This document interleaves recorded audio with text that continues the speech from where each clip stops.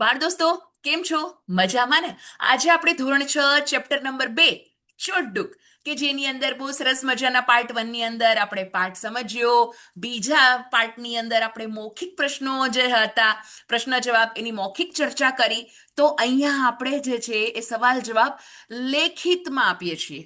Okay, જેથી કરીને તમને રિવિઝન વખતે કે પછી લખતી વખતે, પરીક્ષા વખતે, કોઈ પણ વખતે જે છે એ કામ લાગે.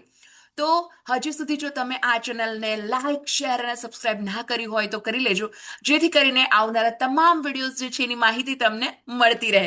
તો આગળ વધીએ.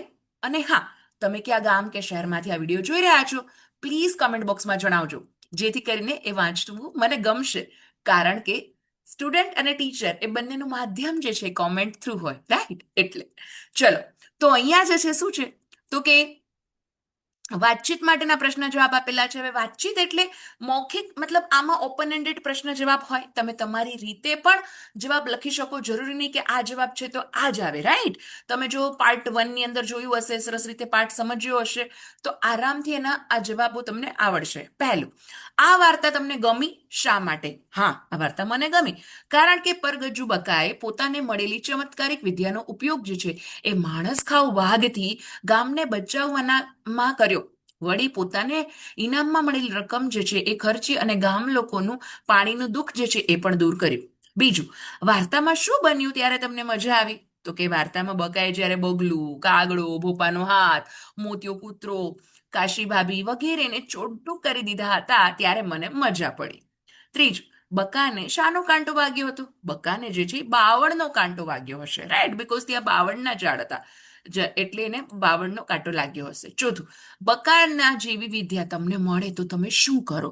તો કે બકાના જેવી વિદ્યા જો મને મળે તો હું પણ એ વિદ્યાનો ઉપયોગ જે છે એ સૌ કોઈને ભયમાંથી મુક્ત કરવા અને બીજાના ભલા માટે જ કરું. ક્યારેક મિત્રો સાથે ગમ્મત કરવા પણ તેનો ઉપયોગ કરું. પછીનો પ્રશ્ન, બગલું ચોંટી ગયું ત્યારે બગલાને અને માછલીને શું વિચાર આવ્યો હશે? તો કે બગલું ચોંટી ગયું ત્યારે બગલાને થયું હશે, અરે આ શું થયું? હું કેમ ચોંટી ગયો? માંડ નજરમાં આવેલી માછલી હવે મને નહીં મળે.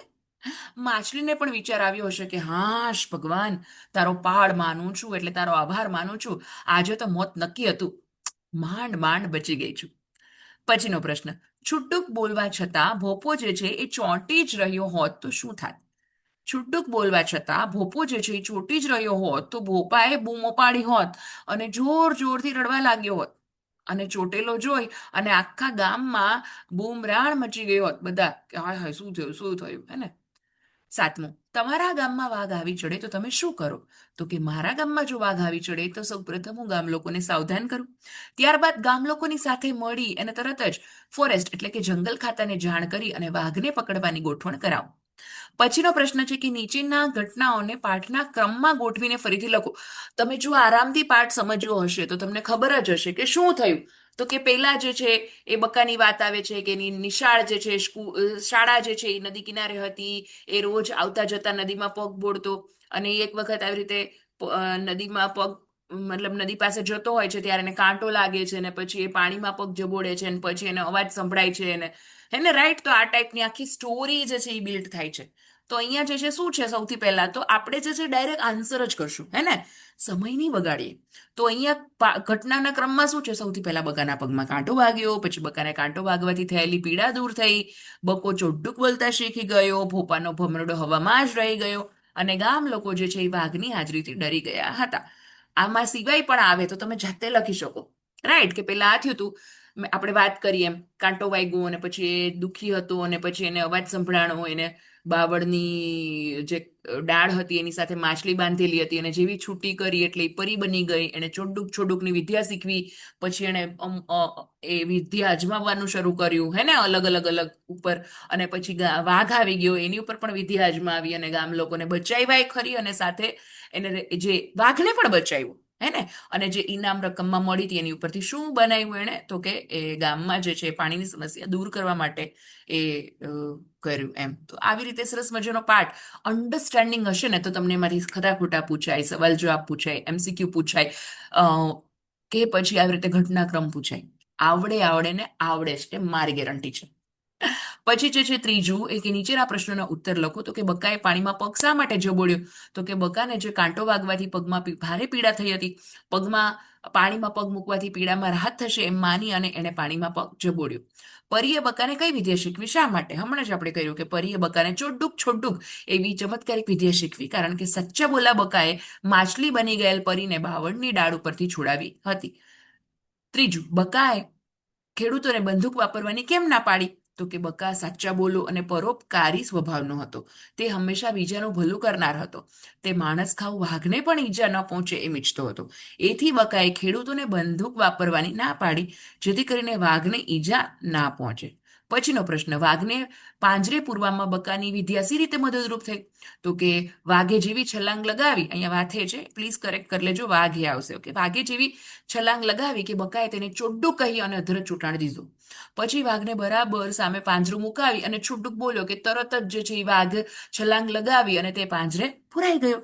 આ રીતે વાઘને પાંજરે પૂરવામાં બકાની વિદ્યા મદદરૂપ થઈ. પછીનો પ્રશ્ન, કમળપુરની પાણીની સમસ્યા સી રીતે દૂર થઈ? તો કે પરગજુ બક્કાએ પોતાને મળેલી ચોડુક છોડુકની વિદ્યાની મદદથી કમળપુર ગામને માણસ ખાવ એ વાઘની મુસીબતમાંથી બચાવી લીધું. બકાના આ સાહસ બદલ વન વિભાગના અધિકારીઓ દ્વારા તેને ઇનામની મોટી રકમ મળી. એ રકમ ખર્ચી અને તેમણે પાણીનો બોર કરાવી આપ્યો. તેથી કમળપુરના ગામની પાણીની સમસ્યા દૂર થઈ. ટૂંકમાં બધી રીતે એને ગામને મદદ કરી. ચોથું, નીચેના શબ્દનો ઉપયોગ કરીને વાક્ય બનાવો. હવે જુઓ, જે અહીંયા એક્ઝામ્પલ આપ્યું છે કે જલપરી અને રડી, તો કે જલપરીમાંથી માછલી બની હશે ત્યારે એ કેવું રડી હશે એમ. તો આ ટાઈપથી તમારી જાતે પણ બનાવી શકો, રાઈટ? ઓકે, જેમ કે અહીંયા બાંધી, તો અમે વડલાની ડાળે દોરડું બાંધી અને હિંચકો બનાવ્યો. અદ્રશ્ય અને કાંટો, તો અદ્રશ્ય અવાજથી ચમકી હું દોડ્યો ત્યારે મને પગમાં કાંટો વાગી ગયો. ચોડુક અને છુડુક, તો પરીએ બકાને ચોડુક છોડુકની વિદ્યા શીખવાડી. ચોંટી અને છૂટી, બકાએ ચોડુક કહે એ ચોંટી જતો અને છુડુક એ છૂટી શકતો. અધવચ અને ફળિયામાં, તો કે અમે ગામમાં જતા જતા અધવચ ઊભા રહ્યા કારણ કે ફળિયામાં લોકો ઝઘડતા હતા. ફંગોળાયો અને ભમરડો, ભોપાનો હાથ જે છે એ ભમરડો ફેરવવા હવામાં ફંગોળાયો. હવે પાઠમાં એક શબ્દ રમતી ભમતી વપરાયો છે. આવા બીજા 5 શબ્દ લખો. રમતી ભમતી, તો ખાતી પીતી, નાચતી ગાતી, આવતી જતી, રોતી કકડતી, ઉછળતી કૂદતી, લખતી વાંચતી, રાઈટ? હવે પ્રશ્ન શું છે કે પ્રશ્ન 5માં તમે બનાવેલા શબ્દોનો ઉપયોગ કરીને વાક્ય બનાવો. તો અહીંયા ઉદાહરણ આપેલું છે, જેમ કે નદી જે છે એ રમતી ભમતી આગળ વધતી હતી, તો નાચતી ગાતી. તો આમાં તમારી જાતે તમારે વાક્ય બનાવી શકો હો ને. તમે ક્રિએટિવ વાક્ય આરામથી બનાવી શકો. જરૂરી નહીં કે આ જ વાક્ય લખો, પણ આ શબ્દ પર્ટિક્યુલર વાક્યની અંદર આવવો જરૂરી છે. નાચતી ગાતી, તો કે બાળપણમાં નાચતી ગાતી શિલ્પા પિતાજીના મૃત્યુ પછી ગંભીર રહેવા લાગી. આવતી જતી, ગીતા રજાઓમાં એના મામાના ઘરે આવતી જતી. રોતી કકડતી, પતિના અકસ્માતના સમાચાર સાંભળતા જ પત્ની જે છે એ રોતી કકડતી હોસ્પિટલ તરફ દોડી. ઉછળતી કૂદતી, પર્વત ઉપરથી ઉછળતી કૂદતી નદી એ મેદાનમાં આવતા જ શાંત થઈ જાય છે. લખતી વાંચતી, અભણ લક્ષ્મી જે છે એ નવરાશના સમયમાં શેઠાણી પાસે બેસી અને લખતી વાંચતી થઈ ગઈ. પછી જે છે એની રેખાંકિત શબ્દોના સ્થાને પાઠમાં વપરાયેલ શબ્દ શોધીને ફરીથી લખો. એક માણસને ખાનારો વાઘ આવ્યો તો માણસ ખાઉં. ઓકે, પછી સાચું બોલનારા બક્કા એને છોડાવી, તો સાચા બોલા. પછી જે છે જળમાં રહેનારા રાક્ષસ, તો જળ રાક્ષસ. અહીંયા એકચ્યુઅલમાં જુઓ ને તો શબ્દ સમૂહ માટે એક શબ્દ પણ કહી શકાય આને, કે માણસને ખાનારો એટલે માણસ ખાઉં, સાચું બોલનાર તો સાચા બોલો, જળમાં રહેનાર રાક્ષસ તો જળ રાક્ષસ. ઓકે, આ રીતે પણ સમજી શકાય. પછી જે છે આ પાઠમાં લેખકે બકા માટે એક શબ્દ ભોળો ભટાક વાપર્યો છે. આ પ્રકારના બીજા 5 શબ્દો લખો અને તમને ન આવડતા હોય તો કોઈ વડીલે ન પૂછો. જેમ કે એક્ઝામ્પલ આપ્યું છે અહીંયા, થોડું ધબ, ઢીલું ઢસ. તો અહીંયા જે છે કાળું મેષ, લીલું છમ, લાલ ધૂમ, કોરું કટ, જાડું ભમ, પાણી પોચું, પોચું પચ, લાંબુ લજ, ટૂંકું ટચ અને સૂકું ભટ્ટ. ઓકે, પછીનો પ્રશ્ન જોઈએ કે નીચેની ખાલી જગ્યાઓમાં કાઉન્સમાં આપેલ શબ્દમાંથી યોગ્ય શબ્દ મૂકી અને વાંચો. તો અહીંયા એક્ઝામ્પલ આપેલા છે, ઇન બ્રેકેટ કાઉન્સમાં શબ્દો જેમ કે દળ દળ ને ખડખડ ને દળબડ દળબડ, ઝટપટ અને પટપટ. ઓલું આવ્યું દળબડ દળબડ, દળબડ દળબડ, એવું અમારે એક બાળ ગીત આવતું. યાદ આવશે એટલે કહીશ. યસ, તો ઉદાહરણ આપેલું છે. ફર્સ્ટ એક્ઝામ્પલ, કમળપુરને અડકીને નદી જે છે એ ખડખડ કહેતી આગળ વધે. તો અહીંયા રાજા છે એ ડેશ હસી પડ્યા. કેવી રીતે? ખડખડ. એટલે ખડખડ કહેવાય. ઓકે, આમ જોર જોરથી હસતા હોય ને ખડખડ કહેવાય. બોરડી ઉપરથી જે છે એ ટપ ટપ કરતા બોર ખરી પડ્યા. ઘોડો છે એ ડેશ દોડે છે. કેવી રીતે? દડબડ દડબડ, દડબડ દડબડ, હે ને? અમે ડેશ તૈયાર થઈ ગયા કેવી રીતે? તો કે ઝટપટ ઝટપટ, આમ ક્વિકલી, ઝટપટ ઝટપટ. એની આંખમાંથી ડેશ કરતા આંસુ વહે છે. કેવા? તો કે આમ ટપ ટપ ટપ ટપ કરતા આંસુ વહે છે એમ. પછી જે છે એ શબ્દ રમત જે છે તમને આમ આપેલું છે બોક્સ, એની ઉપરથી શબ્દ બનાવવાના છે, રાઈટ? તો એવી રીતે રમ જે છે, પૂર, કમર અને રકમ. પછીનો પ્રશ્ન જે છે, રેખાંકિત શબ્દોના સ્થાને કૌંસમાં આપેલા શબ્દનો ઉપયોગ કરી વાક્ય બનાવો. જેમ કે અહીંયા એક આપેલું છે, દૂરના ડુંગરેથી નદી જે છે એ રમતી ભમતી અહીં આવે છે. તો એની જગ્યાએ શું આવશે? નદી ઉછળતી કૂદતી અહીં આવે છે. રમતી ભમતીની જગ્યાએ ઉછળતી કૂદતી. બીજું, બકો નદી જોવામાં તલ્લીન હતો. તો તલ્લીનની જગ્યાએ શું આવશે? તો કે બકો નદી જોવામાં મશગુલ હતો. ત્રીજું, જળ પાસે જઈ એણે પગ ઝબોડ્યો. તો અહીંયા શું આવશે? ઝબોડ્યોની જગ્યાએ બોડ્યો. જળ પાસે જઈ એણે પગ બોડ્યો. બકો જેને ચોડ્ડું કહે એના હાથ પગ ચોંટી જાય, એટલે કે સ્ટેચ્યુ. બકો જેને સ્ટેચ્યુ કહે એના હાથ પગ ચોંટી જાય. પછી બકો કાગડા તરફ તાકીને બોલ્યો છુડ્ડુક, એટલે કે ઓવર. તો કે પછી બકો કાગડા તરફ તાકીને બોલ્યો ઓવર. આ રીતે. હવે સ્વર ચિહ્નનો ઉપયોગ કરી અને સાચો શબ્દ લખો. જેમ કે કલાટ છે તો કિલકિલાટ, કવો તો કેવો, માલક માલિક, પંછળ પૂંછડી, બલાડ બિલાડી, છટક છુડ્ડુક, નદ નદી. બિલાડી ઉપરથી યાદ આવ્યું કે હમણાં બિલાડી અને એના બે ત્રણ બચ્ચા અમારા જે સોસાયટીમાં નીચે બહુ જોવા મળે છે. તમને બિલાડી ગમે? કયું એનિમલ, પેટ એનિમલ તમને ગમે? હે, એ તમે કોમેન્ટ બોક્સમાં જણાવી શકો, હે ને? બિલાડી, મને તો સિંહ ગમે, બીકોઝ મારું નામ મોનાલિસા ઉપરથી સિંહ રાશિ, અને આમ બી મને સિંહ ગમે, જંગલનો રાજા. ઓકે, તમને કયું ગમે? જો કે એ પાલતુ પ્રાણી નથી, જંગલી પ્રાણી છે. અચ્છા ચલો, તમને છૂટ આપી. તમે જંગલી કે પાલતુ કોઈ પણ એક પ્રાણીનું નામ જે છે એ તમે કમેન્ટ બોક્સમાં લખી શકો. તો લખી નાખો તો ચલો. યસ, આપણે આગળ વધીએ આના પછીના પ્રશ્નમાં. સતતનું સ્થિતિ, તલ્લનનું તલ્લીન અને વક્તનું વ્યક્તિ. વ્યક્તનું વ્યક્તિ.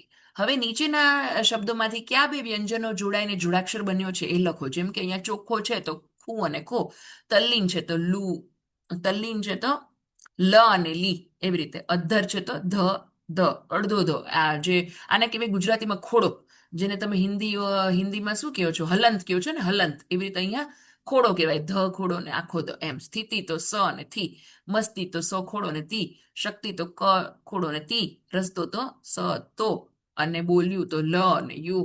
ઓકે. પછી મચ્છર છે તો ચ ને છ, નક્કી છે તો ક ને કી, ગમ્મત છે તો મ ને મ, આ બંને ખોડા આવશે. નાહ્યો તો હ ને યો, અને પથ્થર એટલે થ થ. ઓકે, આવી રીતે. પછી જે છે એ શું છે? તો કે નીચેના શબ્દમાંથી કયા બે વ્યંજનો જોડાય છે એ પણ સ્પષ્ટ ઓળખી શકાતા નથી. તમે ઓળખી બતાવશો. તો બુદ્ધ જે છે તો દ અને ધ, પ્રવીણ છે તો પ અને ર, દ્વારા છે તો દ અને વા. આમાં દ અને વા એટલે દ ખોડો અને વા, હા, એવું યાદ રાખજો. સ ખોડો ને ર સહસ્ત્રમાં. દ્રવિડ છે તો દ ખોડો ને ર, ગદ્ય છે તો બે ખોડા દ, મુદ્દલ છે તો દ, પદ્ધતિ છે તો દ અને ધ, ત્રણ છે તો ત અને ર, આશ્ચર્ય છે તો શ અને ચ, શ્રીમતી છે તો શ ને રી, અને પદ્મ છે તો દ અને મ, પદ્મ.